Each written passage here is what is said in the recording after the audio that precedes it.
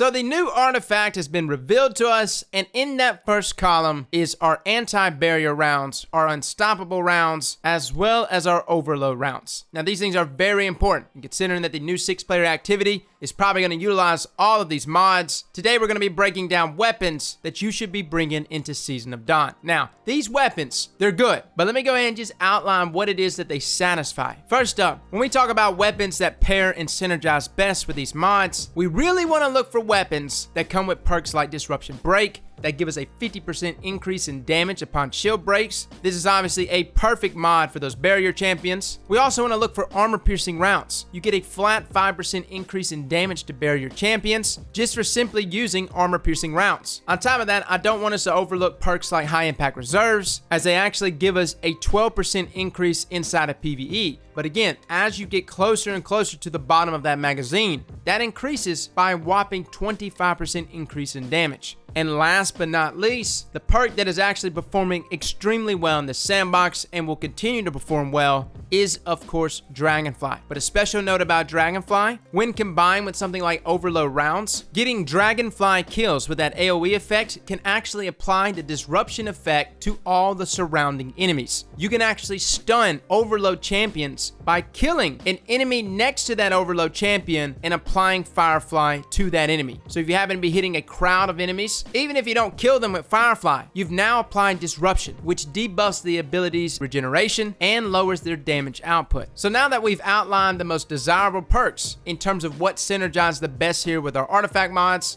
let's talk about weapons. So first on this list, we're going to talk about anti-barrier. Now the weapons that you'll be able to apply anti-barrier mods to next season will be pulse rifles, scout rifles, and bows. So first up, let's just talk about bows. Honestly, the best bow inside of PvE to me to this day is still Hush. This is the pinnacle bow from Gambit, and man is it deadly. It comes with the perk Archer's Gambit, which states that hipfire's precision hits grants a massive draw speed bonus for a short duration. What's so beautiful about this perk though is the duration that it lasts. By simply just landing one hipfire crit, you could sit there and spam arrows, and even if you happen to miss a couple crits, you're okay, because again, you get that Archer's Gambit perk procced for that entire duration of that buff, and you can continually keep proccing it with each precision hit. Now, if you take something like a barrier champion next season, proc a crit on them, you can continue to proc crits on them over and over, even with the barrier up, thus resulting in Archer's Gambit staying active. And considering that draw time decreases so much, spamming arrows with something like Hush won't be a problem. Now, another bow that can actually compare pretty well against something like Hush in terms of draw time, especially with the right rolls, is the Garden of Salvation raid bow, Accrued Redemption. Now, Accrued Redemption doesn't quite reach the draw speed of something like Hush, but it's still extremely fast. Hush can actually get down to somewhere around 340 to 360 draw time, which is a crazy draw speed. But Accrued Redemption, with something like Archer's Tempo, and depending on your string perk as well as your masterwork, you could actually get your draw time speed down to about 470. 470 is not bad at all. We actually reported it wrong in our video when we reviewed this weapon, and I said it was around 560 draw time that this bow can drop to,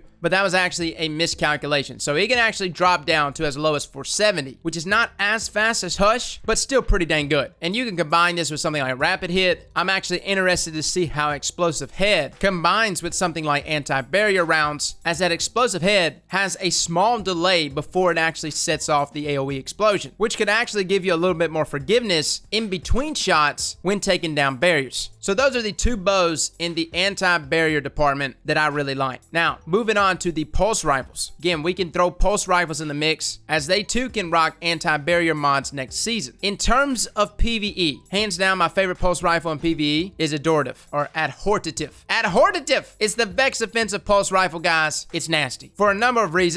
It's in a good archetype, it does solar damage, and we are going up against Cabal next season, but the biggest reason is the fact that you can roll something like Feeding Frenzy and multi-kill clip together, and multi-kill clip is by far the most lethal perk in PvE if you can proc ×3. It's also got a healthy magazine size, as well as the ability to rock things like Field Prep, maybe something like Rampage or even Dragonfly. All around a fantastic pulse rifle. Now, another pulse rifle that we haven't seen in a really long time, but we cannot overlook its lethality inside of PvE, and I actually even like it in PvP. But PvE, Chattering Bone is one of the best pulse rifles. It's actually a lightweight frame pulse, but it's got a god highly curated roll. You can actually get it with high impact reserves and kill clip together, as well as something like light mag for that increase in reload speed. Combine that with something like pulse rifle reloaders, which by the way, we will have access to next season. Remember guys, we'll have enhanced rifle loaders, which increases the reload speed for all rifle-based weapons. So for something like Chattering Bone, even the curated roll, without something like Outlaw, you're still going to have a very fast reload speed. And again, that high impact reserves for that 12 to 25% increase in damage on the tail end of your magazine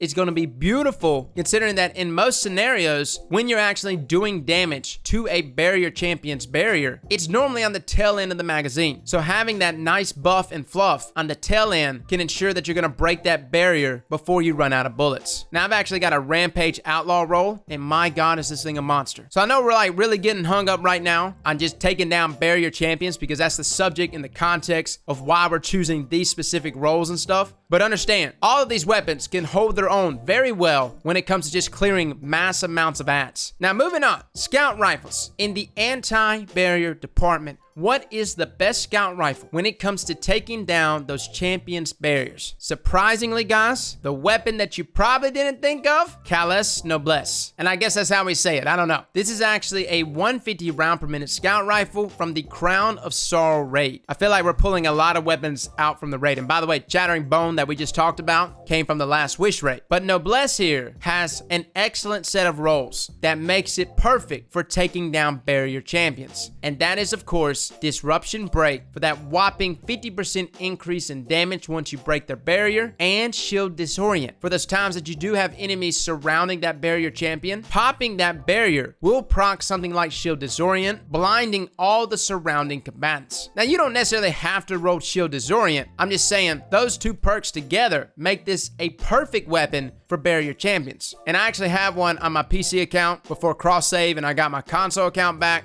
I didn't think it was going to be a good roll, but I kept it just because of its uniqueness. You just don't see that often, especially on a scout rifle. But you can also rock a number of other things here. You can still use a scout rifle with something like Dragonfly, Rampage, or multi-kill clip. The main thing about this scout rifle is that if you're going to use it to take down barriers, hands down guys, disruption break is the way to go. All right, so those are our anti-barrier weapons. Now let's talk overload. Overload rounds will actually be present on our auto rifles and SMGs next season. So first up, let's bring up SMGs. Now SMGs, obviously in the past we would say Recluse is the way to go, right? Recluse is good, but it is receiving a nerf. We don't know how steep it's going to be, but the weapon is going to be affected in some way. I still think Recluse is going to be an excellent weapon overall, even for something like overload rounds. Now there's a number of other SMGs that can honestly work just fine here. To me though, Every Waking Moment seems like one of the better SMGs for PvE for a number of reasons. In this sandbox, where you can actually apply things like anti-barrier rounds to this SMG, you could roll it with something like Disruption Break. And that's not going to really matter next season unless you are breaking combatant shields, but that is an option. There's also a number of other things you can go with, things like Swashbuckler and Subsistence, Outlaw and Kill Clip, Demolitionist. On top of that, the weapon is a void-based weapon. So if you actually want to rock something like Demolitionist with, say, something like Nezarec Sin, proccing something like Abyssal Extractors will be extremely easy. Overall, this weapon just has a number of different roles here that makes it a deadly option inside of PvE. It's also a 600 round per minute SMG, which means it does have a smaller magazine size, but it has a little more reach. So you don't necessarily have to be on top of your enemies to do full damage. Now looking in the auto rifle department, hands down, if I could choose an auto rifle to have right now in my hands for next season, and even for this season, is of course the Ringing Nail. This was the Black Armory auto rifle, and there's a lot of beautiful things about this auto rifle, specifically with its curated roll, as it can roll with something like Rampage and Dragonfly together. Now you can get this in the random rolls as well, maybe with a better magazine perk than something like high caliber rounds. But considering that overload rounds are going to be present on our auto rifles and SMGs next season, Dragonfly here is such a beneficial perk to have, because again, if you happen to proc Dragonfly on a group of enemies, that explosion applies disruption to everything surrounding whatever it is that you just killed. And another beautiful thing about Dragonfly is that it actually scales with your impact and damage. So with each consecutive stack of Rampage that you're getting, your Dragonfly damage is actually going to be increasing, thus meaning more opportunity to apply disruption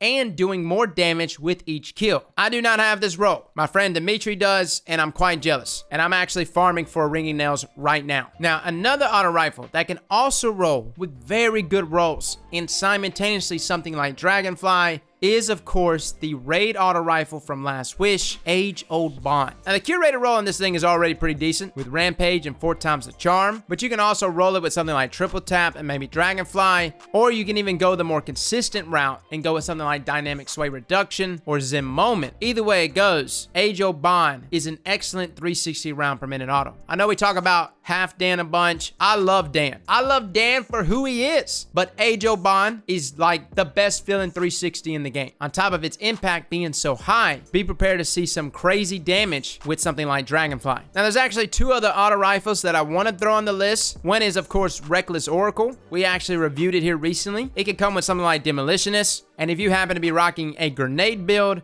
this is a great option to go with. Another one is actually Arc Logic, which we do have a review coming up shortly for it, as it can roll with the perk Overflow. Fellas, my auto rifle here can hold 114 rounds. 114 rounds! Now, next up is, of course, Unstoppable Rounds. Now, there really is no best weapon for Unstoppable Rounds, as that's something really easy to proc. You just have to aim down sights, you get that explosive round, voila, you're good. Pretty much any bow, pulse rifle, or scout rifle that you have that's well rolled for something like PvE will do you just fine in this category. Which takes us to the final category here, which are exotics that bypass all of these mods as they kind of already have them intrinsically. So first on the list is, of course, Ariana's Vow. Now, Ariana's Vow is actually going away here pretty soon, so if you have not started the quest, I highly advise that you do before next Tuesday. But it actually comes with the exotic perk Looks Can Kill, which essentially allows this hand cannon to bypass those barriers and still do damage. Now remember though, it does still do less damage than a sniper rifle comparable to it in its own archetype, but it does have a lot of ease of use. I mean, it's a hand cannon. It's in there hip firing into a barrier champion. It's not necessarily difficult, and if you're primarily just looking for an easy weapon to pop some barriers, Ariana's Vow is an excellent choice. Now, another weapon that wasn't necessarily designed to take down barriers, but it still does so effectively is, of course, Anarchy. Not intentionally though. You see, Anarchy comes with the perk Arc Traps, which states that grenades stick to surfaces and chain arc damage to other mods. Now, the main thing to take away from this one is that if I happen to go up to a barrier champion, throw a couple Anarchy shots on top of him, and he pops his barrier. Normally, the Anarchy shots wouldn't do damage anymore, but if you just happen to swap to a weapon that has an anti-barrier mod on it,